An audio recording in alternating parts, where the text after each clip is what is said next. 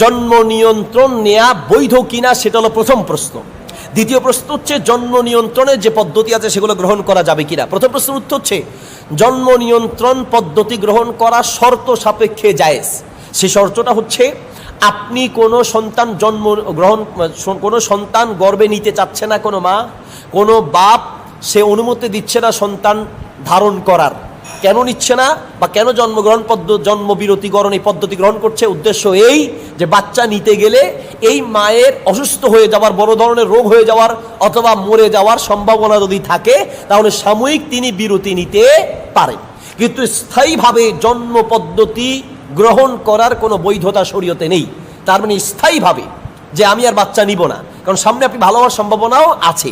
তবে হ্যাঁ, যদি কোনো ডাক্তার এমনটা বলে যে আপনি জীবনে যেই কোনো সময় যদি বাচ্চা নেন তাহলে আপনি মরে যাবেন, এরকম যদি নিশ্চয়তা ডাক্তাররা দেয় বা